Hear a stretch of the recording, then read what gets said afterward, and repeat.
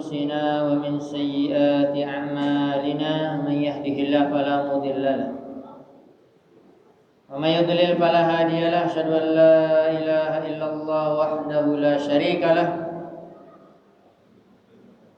وأشهد أن محمدا عبده ورسوله يا أيها الذين آمنوا اتقوا الله حق تقاته ولا تموتن إلا وأنتم مسلمون أما بعد فإن أصدق الحديث كتاب الله وخير الهدى هدى محمد صلى الله عليه وعلى آله وسلم وشر الأمور محدثاتها فإن كل محدثة بدعة وكل بدعة ضلالة وكل ضلالة في النار.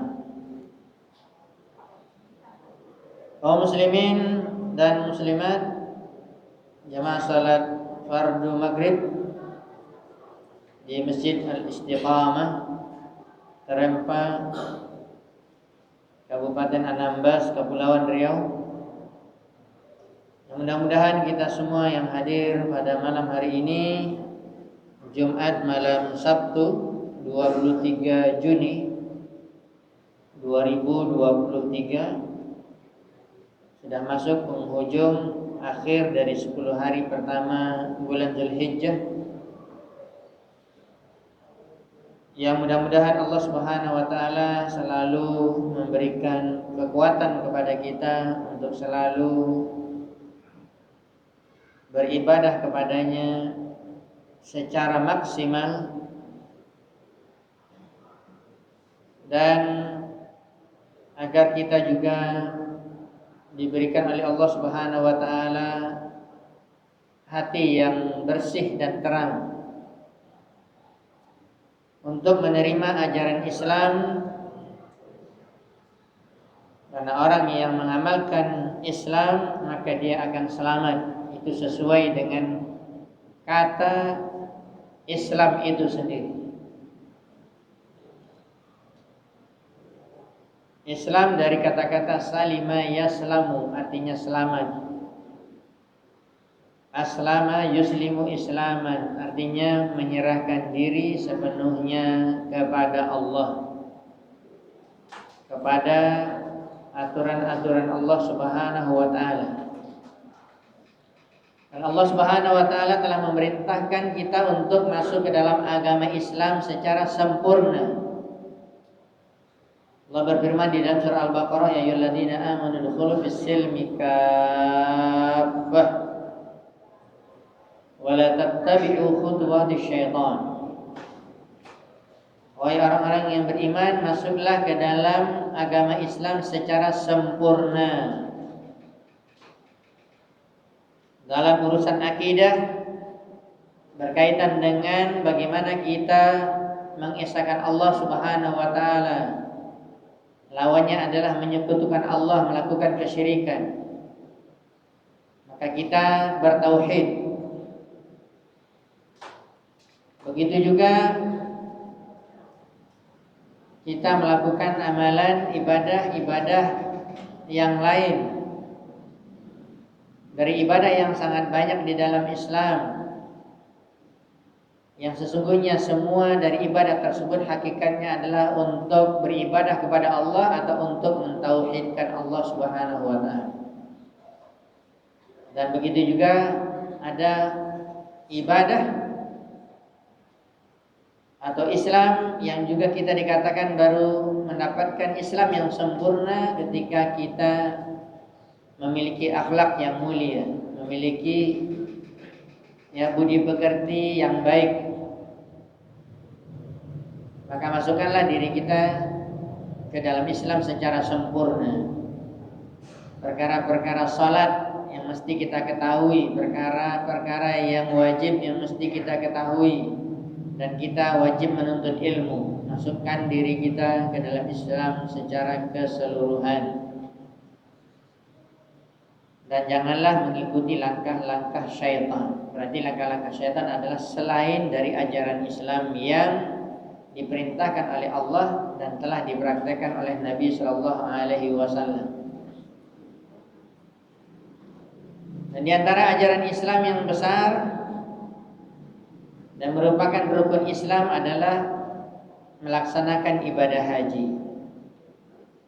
Sebagaimana hadis sahih yang selalu kita dengar dari Nabi SAW bersabda, "Bunyal Islam ala khamsin."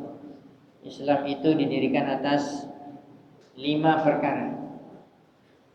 Tasyhadu an la ilaha illallah wa anna Muhammadar Rasulullah wa tuqimas shalah wa tu'tiyaz zakah wa tasumma ramadan wa tahujjal baita in istata'ta ilaihi sabila. Yang dikenal dengan rukun Islam yang 5. Mengucapkan 2 kalimat syahadat dan konsekuensinya adalah mengamalkan apa yang terkandung dalam kalimat la ilaha illallah dan Muhammadur Rasulullah. Mengerjakan salat secara tepat dan benar sesuai dengan sunnah Nabi SAW.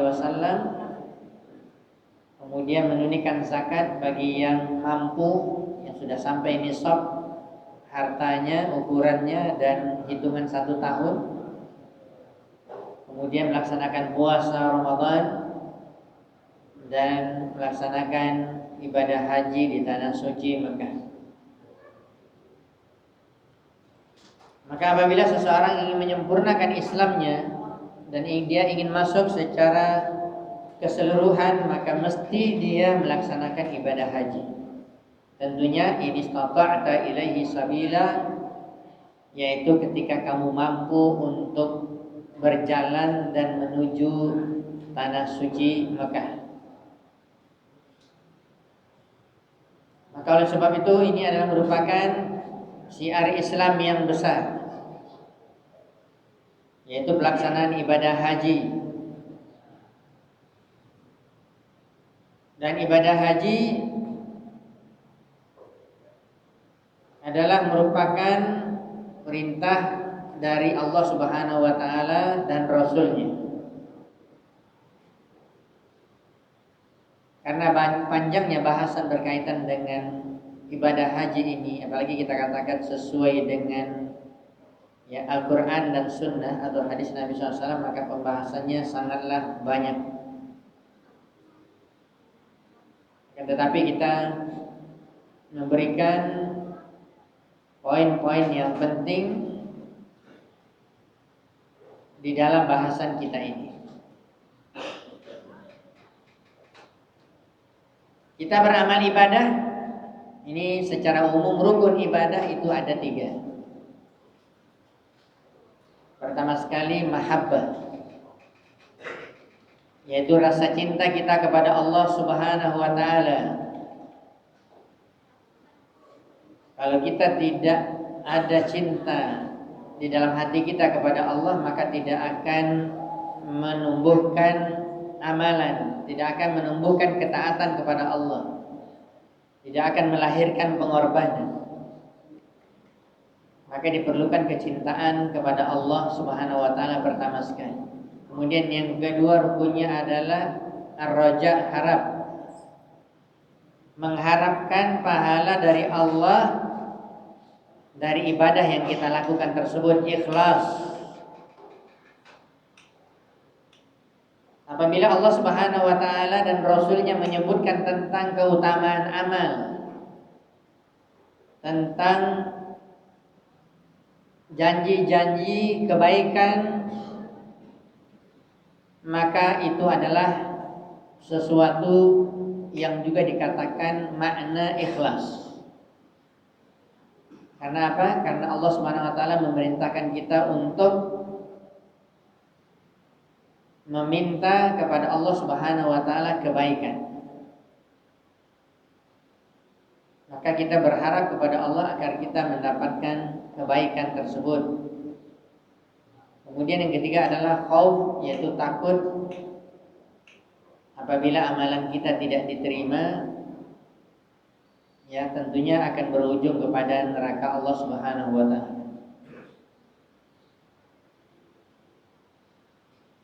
Dan salah satu daripada ibadah yang kita sampaikan adalah ibadah yang besar adalah pelaksanaan ibadah haji. Maka oleh sebab itu, dengan sangat rindunya seseorang, cintanya kepada Allah membuat dia betul-betul berkeinginan untuk berangkat ke tanah suci. Apalagi ya, dia betul-betul menginginkan melihat kiblat umat Islam yang dia lihat di depan matanya, dan melihat langsung tempat-tempat masyair, yaitu tempat-tempat pelaksanaan ibadah haji. Kemudian juga tentunya dengan ibadah haji tersebut dia mengharapkan pahala yang banyak dari Allah Subhanahu wa taala, dan begitu juga surga Allah Subhanahu wa taala. Kaum muslimin yang dirahmati dan dimuliakan Allah Subhanahu wa taala, haji secara bahasa adalah al-qasdu ila kulli syai'. Secara etimologi arti haji adalah maksud kepada sesuatu atau kepada segala sesuatu, maksud namanya haji. Adapun secara syariat, banyak para ulama yang mendefinisikan, diantaranya adalah ya, al-qasdu ila baitillah atau al-qasdu li baitillah, maksud untuk pergi ke rumah Allah, ke Ka'bah atau ke tanah suci Mekah, bisifatin maksusah, dengan sifat yang khusus. Berarti di sini apa? Cara beribadah khusus, dan semua itu harus sesuai dengan sunnah Nabi SAW. Fi waqtin maksus, dan juga pada waktu yang juga dikhususkan, tidak di setiap waktu. Bisyara'ita maksusatin, dengan syarat-syarat yang juga dikhususkan.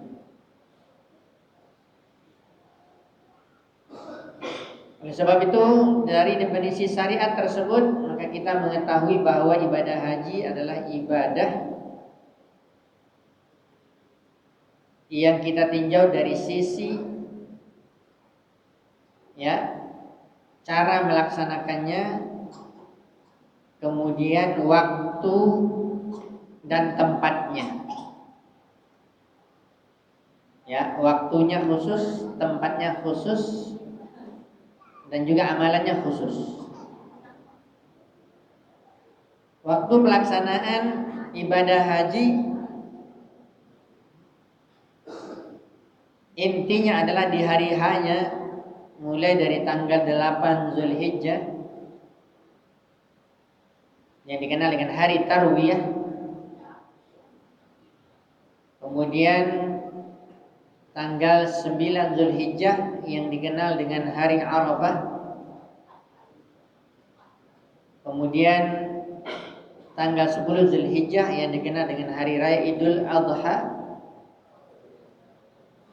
kemudian 11, 12, 13 yang dikenal dengan hari Tasyrik. Ada 6 hari, 8, 9, 10, 11, 12, 13. Tarwiyah, Arafah, Idul Adha, Ayyam Tasyrik. Makanya kalau orang membayangkan ibadah haji, berangkat, kemudian lihat harinya.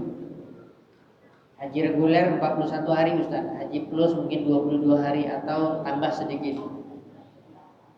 Ini lama sekali. Ya. Yang benar itu pelaksanaan ibadah haji itu yang khusus intinya adalah cuma 6 hari. Adapun hari-hari yang lain itu untuk kita memperbanyak ibadah, karena memang paket ibadah haji di negeri kita seperti itu. Sama juga saya mengatakan intinya daripada ibadah umroh tuntas di luar kita berangkat dari miqat. Dari misalnya Madinah, miqatnya adalah Dzulhulaifah, Bir Ali, Abyar Ali. Ini tidak terhitung dalam arti perjalanan. Ya, Madinah, Mekah naik bus 7 jam. Kemudian sampai ke hotel. Dari hotel ya siap-siap untuk berangkat umroh. Setelah itu memulai masuk Masjidil Haram. Memulai dengan tawaf umroh. 7 putaran dari Hajar Aswad ke Hajar Aswad. Setelah itu menambah amalan sunatnya sholat di belakang tempat Nabi Ibrahim mendirikan Ka'bah, Maqam Ibrahim. Kemudian setelahnya melaksanakan sa'i di antara Safa dan Marwah, Marwah dan Safa, Safa dan Marwah, Marwah dan Safa, dan seterusnya sampai diakhiri Marwah 7 kali. Kemudian diakhiri dengan potong rambut. Kalau ini dilakukan pun dengan tepat, dengan tidak terburu-buru, pengalaman kita yang melakukannya maka bisa tuntas 3 jam. Yang lebih cepat lagi mungkin 2 jam. Jadi sebenarnya umroh itu sebentar saja. Makanya ketika kita dahulu kuliah di Madinah, ada kesempatan libur Kamis Jumat, mau umroh pakai duit beasiswa kita sendiri, naik bus dari Madinah ke Mekah. Kemudian nanti umroh. Kalau misalnya mau menginap, cari hotel-hotel yang biasa, tempat tas, nginap semalam, besoknya baru pulang, atau langsung, karena tuntasnya 3 jam selesai, balik lagi. Jadi sebenarnya ringkas kan. Makanya saya selalu mengisi manasik di KBIH Al-Ubudiyah Pekanbaru, karena juga saya masuk nasihat dan dewan suruh di situ dan mengisi materi. Itu saya selalu katakan bahwa untuk memahami manasik haji dan umroh itu mudah sekali. Tapi mungkin kita yang baru, apabila apalagi baru mendengar, seolah-olah banyak sekali dan sulit. Tidak, mudah sekali. Begitu juga orang umroh. Tetapi memang perlu ilmu. Semuanya harus ada ilmu sesuai dengan sunnah Nabi Shallallahu Alaihi Wasallam. Sebagaimana telah kita sebutkan tadi, tentunya seorang akan termotivasi untuk pergi melaksanakan ibadah haji. Dan di dalam ibadah haji ada ibadah umroh, dan ini biasanya hajinya haji tamattu. Umroh terlebih dahulu, kemudian tahallul pakaian biasa lagi, kemudian pada hari hanya tanggal 8 mulai melaksanakan ibadah haji lagi. Jadi dipisah. Tetap ada kaitannya dengan umroh, tapi ini umroh untuk haji, umroh tamattu. Kemudian ada berkaitan dengan haji tamattu. Adapun qiran, bentuk haji yang lain, qiran dengan ifrad itu menyendiri, atau dia dipisah, atau dia bersatu. Atau dia bersatu. Bahkan haji ifrad itu langsung pelaksanaan ibadah haji saja. Dan kebanyakan kaum muslimin khususnya di negeri kita dan di banyak negara, mereka mengambil haji tamattu, dan haji tamattu inilah haji yang paling utama. Rasulullah SAW di dalam riwayat hadis memang dia melakukan haji qiran, berangkat dari Madinah, dan salah satunya ciri-cirinya adalah dia membawa hewan korban dari Madinah, kemudian sampai melaksanakan ibadah umroh, kemudian ditunda tawafnya. Karena nanti bergabung dengan tawaf haji, ifadah dan sa'i, dan tidak melepaskan pakaian ihram sampai tanggal 13 atau tanggal 12. Adapun yang paling utama adalah haji tamattu. Padahal Nabi SAW melakukan haji qiran. Kenapa? Karena ada hadis ucapan Nabi SAW yang mengatakan beliau apabila hidup lagi tahun depan maka beliau melaksanakan haji tamattu, tetapi beliau meninggal dunia. Hanya haji sekali dalam seumur hidup, yang dikenal dengan haji wada, haji perpisahan.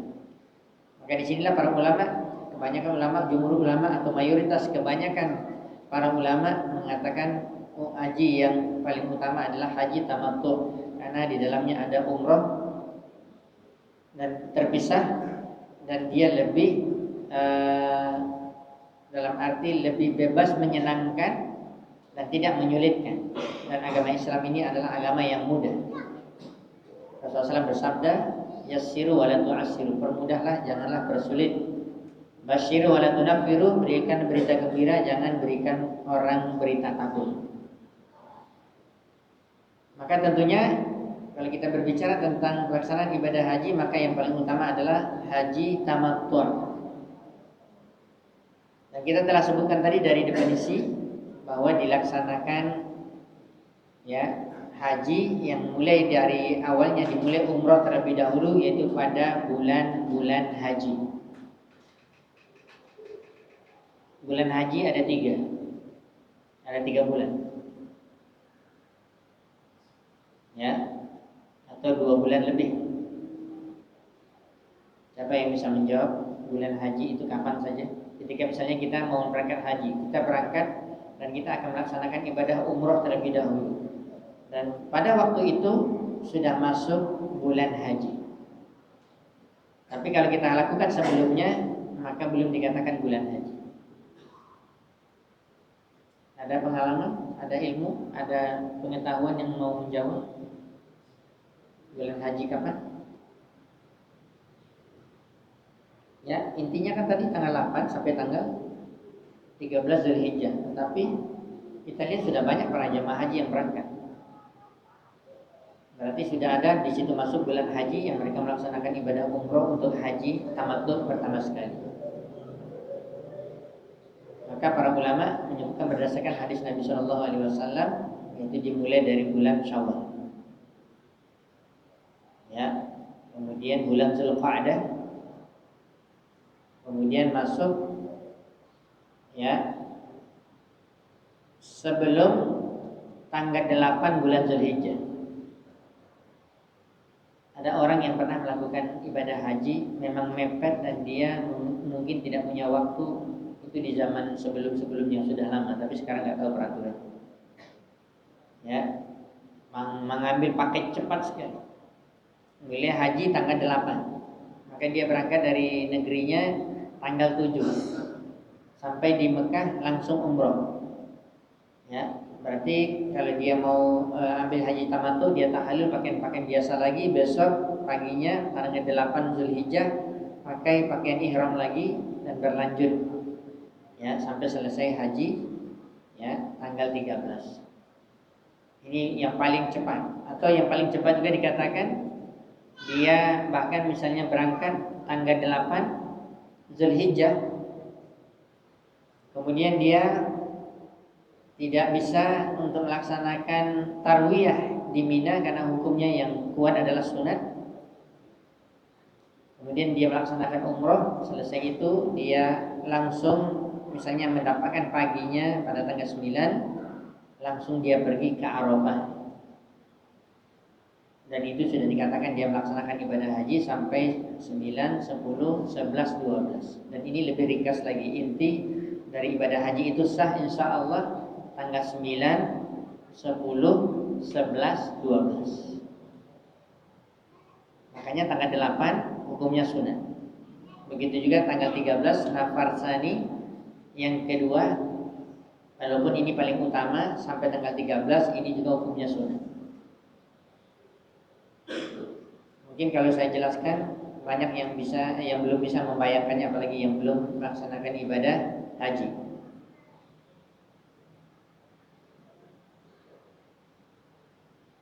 Kita ingin memberikan poin-poin yang lain berkaitan dengan ibadah haji, dan sekalian di situ ada umroh, keutamaannya. Yang telah kita sebutkan tadi, seorang beribadah itu di samping dia mencintai Allah, betul-betul dia mencintai Allah dalam dia mengibadati tersebut. Dalam ibadah tersebut juga dia mengharapkan balasan dari Allah, yang dikenal dengan fadail, keutamaan. Pertanyaannya, apakah boleh seorang itu beramal karena mencari keutamaan? Ustaz, boleh, asal itu disebutkan oleh Allah di dalam Al-Quran dan hadis Nabi.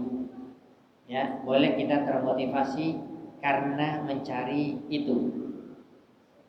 Ya, mencari sesuatu yang telah Allah Subhanahu wa taala berikan keutamaan. Di antaranya adalah pelaksanaan ibadah haji ke tanah suci Mekah, dan dia selesai melaksanakannya, falam yarfud walam yafsuk raja'at kayaumi waladathu ummuh. Apabila dia melaksanakan ibadah haji, dia tidak rafath. Apa makna rafath? Kata Abdullah bin Abbas radhiyallahu taala anhuma, ya,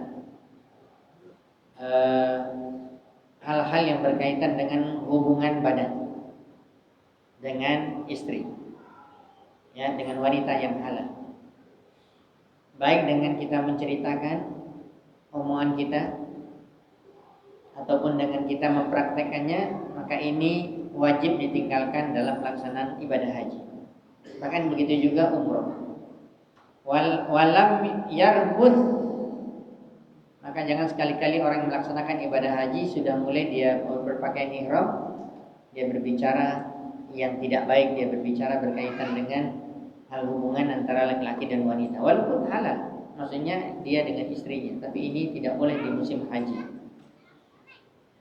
Ya, apalagi sempat dia berhubungan badan bisa batal haji masih dalam keadaan ihram. Makanya nanti poinnya adalah ada yang dikatakan tahallul kecil.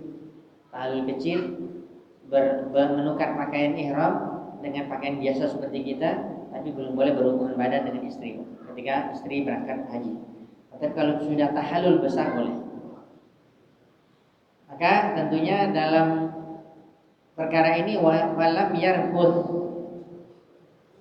berarti hati-hati, apalagi fitnah di mana-mana wanita dan yang lainnya, fitnah HP yang ada di tangan, ya, maka sangat tidak pantas ketika kita sedang melaksanakan ibadah haji, ya, walaupun tidak dengan ucapan, tapi kita melihat sesuatu yang ada dari tontonan, ini bisa rusak haji.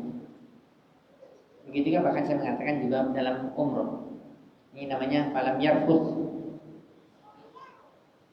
Ya, walam yafsuq, kemudian juga tidak melakukan dosa. Dosa di sini tentunya dosa-dosa besar.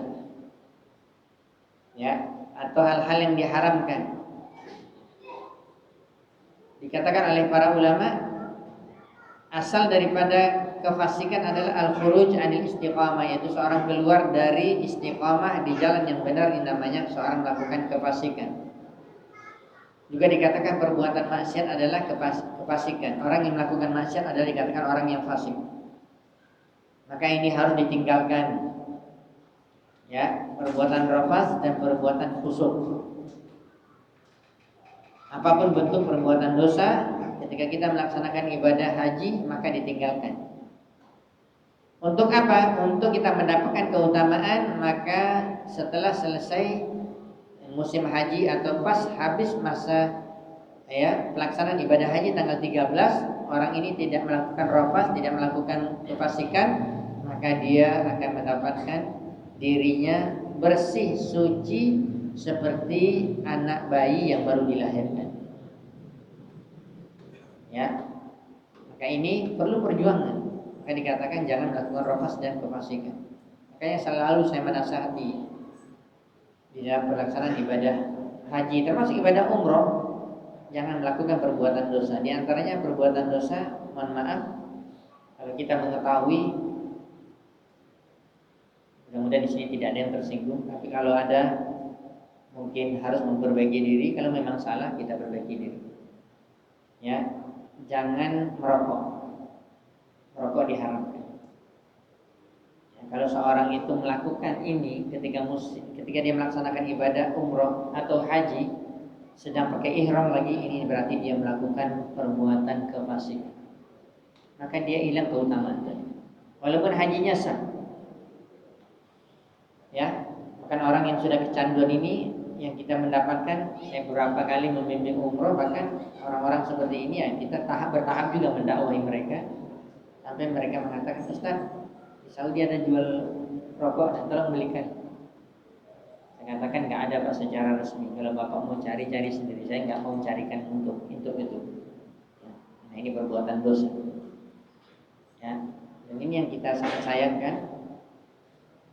Orang melaksanakan ibadah haji, orang melaksanakan ibadah umroh untuk menghapuskan dosa, malahan di sana melakukan perbuatan dosa. Bagaimana dosanya akan diampuni?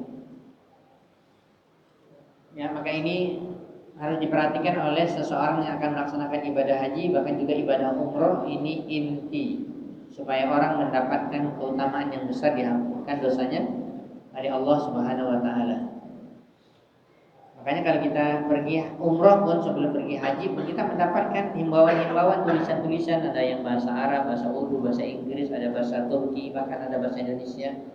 Maka ditempelkan di sekitar Masjid Haram, Masjid Nabawi, haram, mamnu tadkhir, dilarang merokok. Ya, karena perbuatan itu adalah perbuatan dosa. Mereka menghimbau supaya orang yang melaksanakan ibadah umroh atau haji betul-betul mereka mendapatkan keutamaan supaya diampuni dosanya oleh Allah Subhanahu wa taala.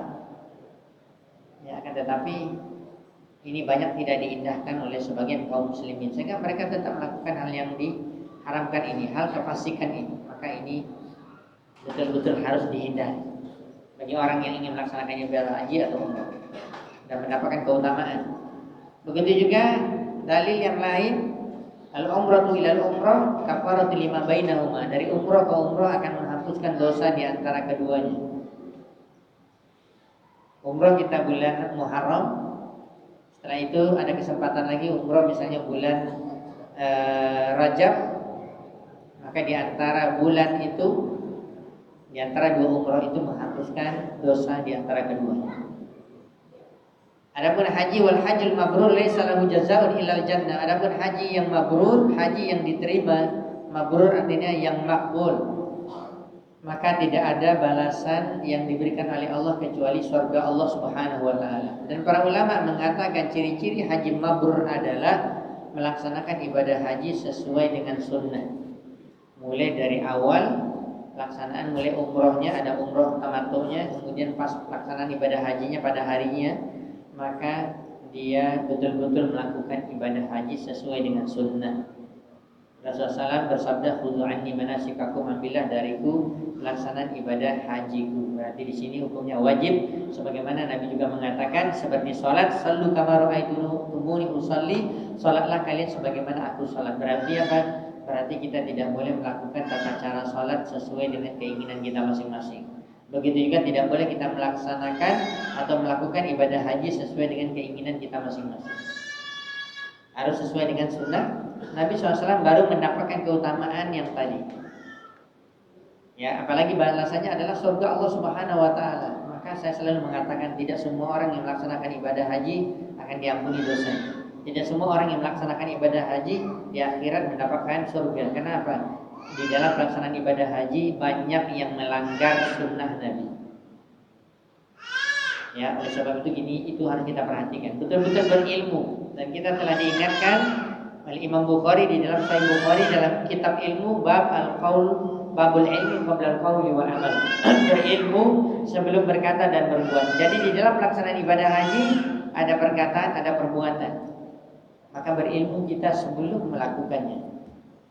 Supaya apa? Supaya diterima oleh Allah Subhanahu wa taala, supaya mendapatkan haji yang mabrur. Maka ini perlu diperhatikan.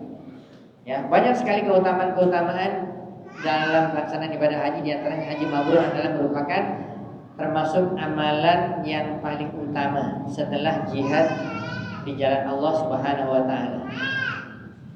Kemudian keutamaan yang lain disebutkan bahwa ya, ibadah haji juga merupakan jihad. Khususnya adalah jihad kaum wanita. Rasulullah SAW pernah ditanyakan oleh Aisyah, Ummul Mukminin, ibunda kita, istri Nabi SAW, setiap laki-laki berjihad, wahai Rasulullah, kenapa kami tidak bisa ikut berjihad? Tidak, jihad kalian adalah haji, kata Rasulullah SAW. Maka seorang wanita yang dapat melaksanakan ibadah haji, maka dia telah melakukan jihad. Ya, begitu juga laki-laki. Secara khusus tentunya perempuan yang misalnya ingin mendapatkan pahala jihad, bagaimana? Ya, laksanakan ibadah haji. Banyak sekali keutamaan-keutamaannya, apalagi kita masuk di dalam pelaksanaannya, ya, di dalam ibadah tersebut.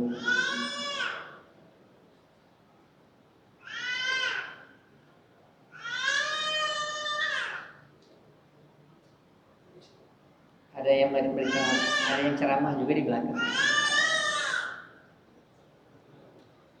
Ya, jam berapa masuk waktu? Berapa menit? Hah? Ya, 25. Ya. Kalau kita baca satu persatu sesuai dengan dalil hadis kita bacakan, kita salahkan, ini nggak cukup Pak. Waktunya panjang, banyak sekali. Makanya manasik haji itu bisa sampai berhari-hari. Ya. Tetapi kalau saya diminta untuk mengisi materi secara singkat, padat, sebenarnya insya Allah mudah-mudahan tidak ada yang tinggal, itu bisa tuntas 3 jam. Tapi tidak akan mungkin. Kajian kita juga terbatas. Dan kalau disampaikan pun satu persatu riwayat hadisnya banyak sekali.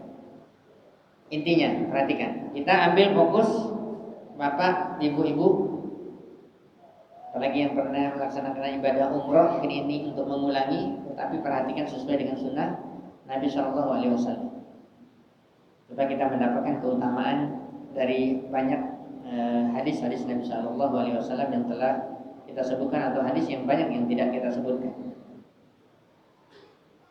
Ya, manasik pelaksanaan ibadah haji sesuai dengan sunnah, dan kita telah sebutkan yang paling utama adalah haji tamattu.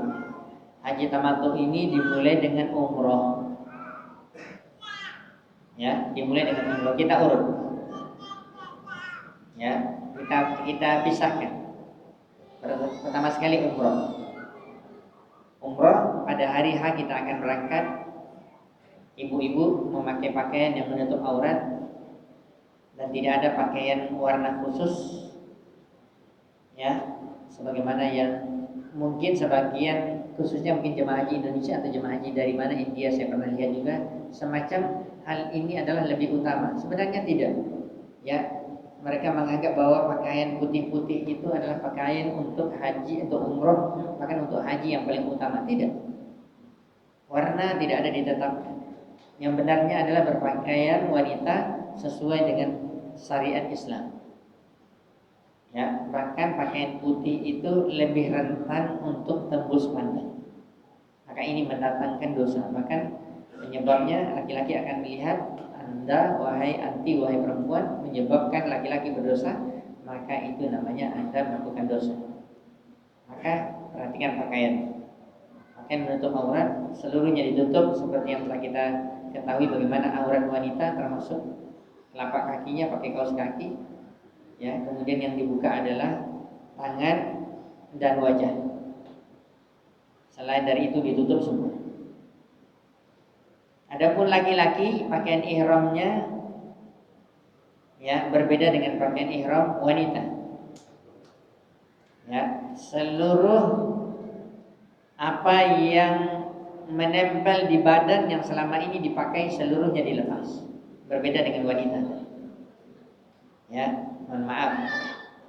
Celana dalam, singlet, baju dalam, peci yang menutupi kepala, kaos kaki yang menutupi mata kaki, atau sepatu tinggi yang menutupi mata kaki, maka ini semuanya dilepas. Berbeda dengan wanita. Wanita ditutup semua, kecuali wajah dan tangan. Dan ini ada pembahasan sebenarnya juga sebagian ustaz yang pernah menyampaikan, selama ini kita mengetahui bahwa perempuan itu harus dia membuka katanya telapak tangan, kafun. Yang mana telapak? Ini punggung, berarti ini. Bukan. Kesalahan dalam memahami kafun dalam bahasa Arab. Kafun dalam bahasa Arab timbal balik punggung dengan depannya. Ini namanya kafun. Bukan ini saja. Ya, bukan ini saja telapak tangan. Makanya kita mendapatkan sebagian ibu-ibu membeli sarung tangan yang ininya ditutup, ininya terbuka. Ini tidak ada sunnahnya. Yang benar semuanya terbuka. Bukan ini aja yang ditutup, ini terbuka. Ya, ini salah dalam memahami bahasa Arab. Maka dibuka. Kemudian kalau kedua adalah wajah, maka dibuka. Ya, termasuk larangan umroh dan haji untuk wanita. Rasulullah SAW memerintahkan Aisyah bagi istri Nabi SAW hukum cadar wajib. Kemudian ketika melaksanakan ibadah umroh atau haji membuka muka dan tawaf. namanya orang ramai. Tetapi ketika ada orang melihat muka Aisyah karena kecantikannya atau karena apapun, maka Aisyah mengambil kerudungnya, dia tutup, dia tawaf terus. Nanti orang nggak lihat lagi, dia buka. Begitu seterusnya. Tapi para ulama mengatakan, ya, bagi orang yang menganggap hukum cadar adalah wajib, maka dia, apalagi di zaman sekarang begitu ramainya orang, dan pasti orang akan melihat wajah-wajah wanita tersebut, ya, maka di sini sifatnya orang yang menganggap wajib, maka dia darurat juga harus menutup, tetapi dengan cadar yang sangat tipis. Ya, mungkin kalau kita lihat wajah perempuan tersebut ada nampak terbayang bayang-bayang. Berbeda dengan orang yang pakai cadar memang tidak nampak hitam. Ya, ini bagi yang menganggap wajib. Tapi kalau yang tidak menganggap wajib cadar, maka dia jelas bukan. Karena yang termasuk larangan umroh dan haji.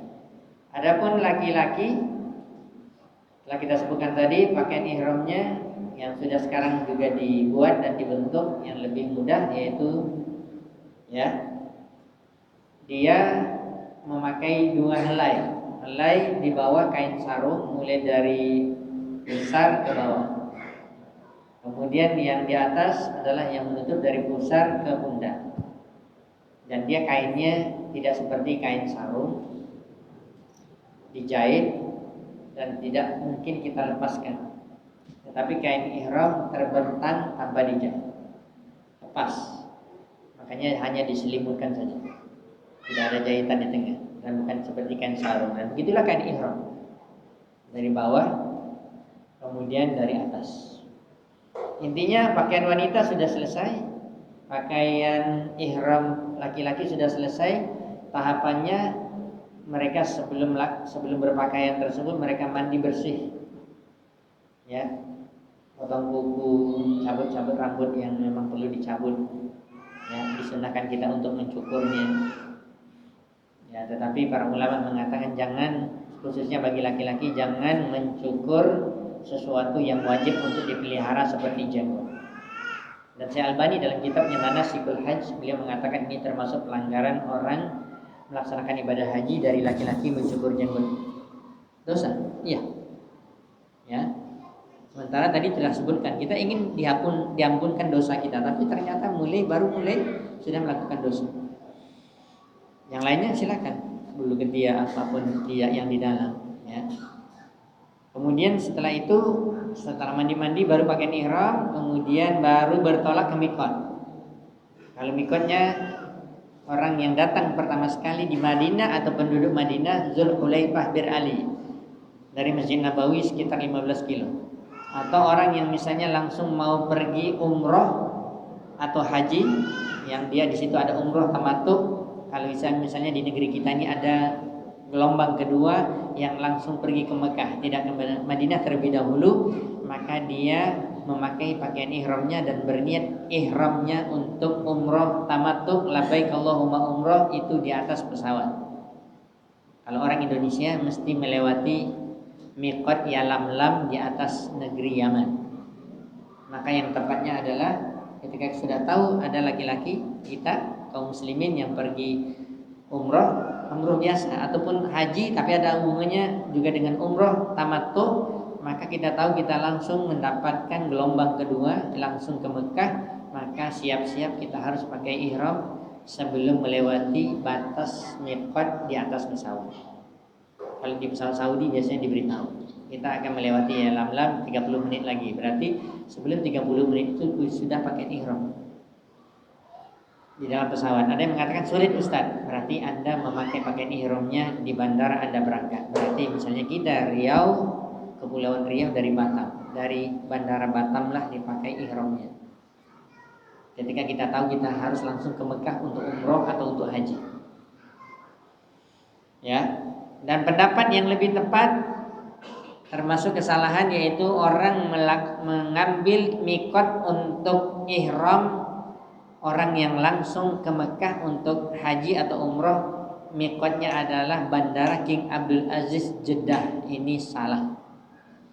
Bandara bukan mikot, ya. Dan mikot itu sudah ditentukan dalam hadis ada 5. dan tidak ada tambahan dan tidak ada dikatakan bandara. Di zaman Nabi juga belum ada bandara. Dan ini kalau diperluas maka setiap orang akan mengambil pendapat masing-masing. Maka yang benar adalah tidak boleh di bandara King Abdul Aziz Jeddah ataupun dimanapun berhentinya. Di sana baru pakai ihram, enggak benar.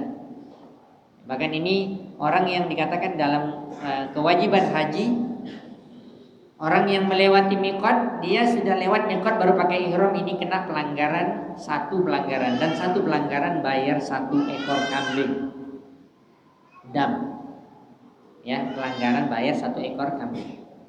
Kalau orang mempelajari sunnah dia ngerti, ternyata dia melanggarnya, dia tahu.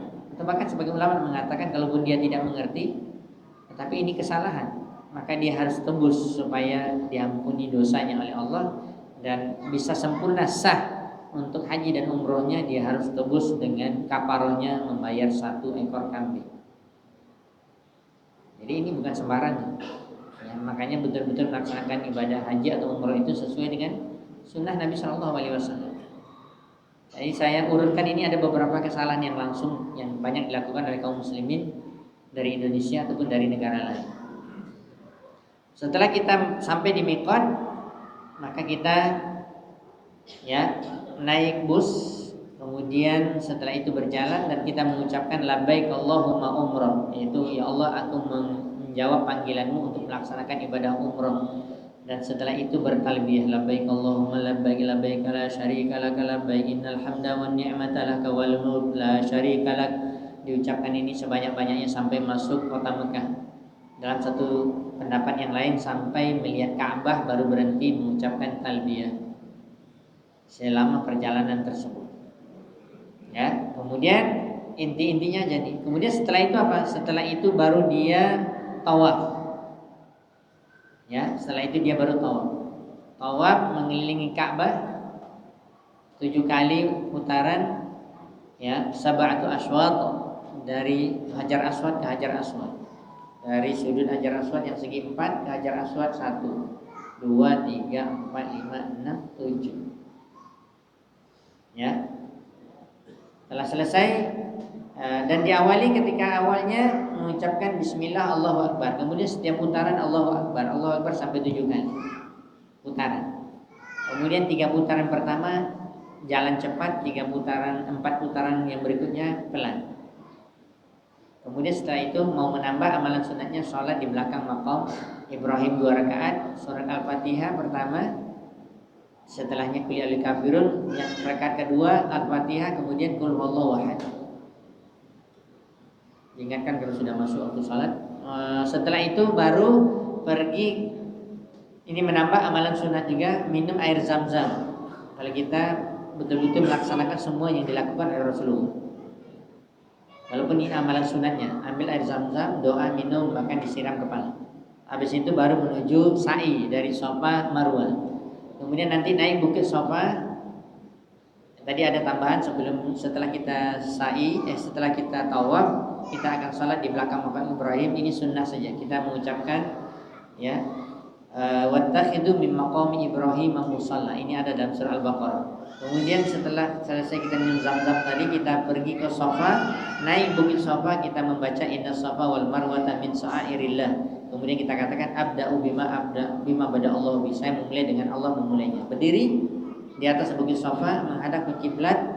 Kemudian kita membaca zikir Allahu Akbar 3 kali, la ilaha illallah wa la syarikalah, lahul mulku wa lahul hamdu, yuhyi wa yumiit biyadihil khair wa huwa ala kulli syai'in qadir, la ilaha illallah wahdah anjaza wa'dah wa nasara abdah wa hazzamal ahzaba wahdah. Kemudian angkat tangan berdoa. Kemudian baca zikir tadi lagi, angkat tangan lagi, baca zikir lagi, ya. Kemudian baru bertolak dari Safa ke Marwah. Nanti dari Safa Marwah itu ada tanda lampu hijau. Ketika kita ingin melewatinya, maka kita membaca Rabbighfir Rabbighfir innaka antal azizul akram. Kemudian kita agak mempercepat langkah atau lari, kemudian sampai kepada tanda hijau yang berikutnya, sampai ke Marwah. Nanti dari Marwah menghadap kiblat lagi, baca lagi yang tadi Allahu Akbar 3 kali, la ilaha illallah sampai selesai. Kemudian doa baca zikir lagi, baca doa lagi, zikir, baru berangkat dari Marwah ke Safa. Berarti Safa Marwah 1, Marwah ke Safa 2. Nanti terakhir berhenti di Marwah 7. Ya, kemudian terakhir baru untuk supaya kita bisa mengganti baju kita secara sempurna seperti pakaian biasa, maka cukur rambut. Ya, cukur rambut beda antara laki-laki dengan perempuan.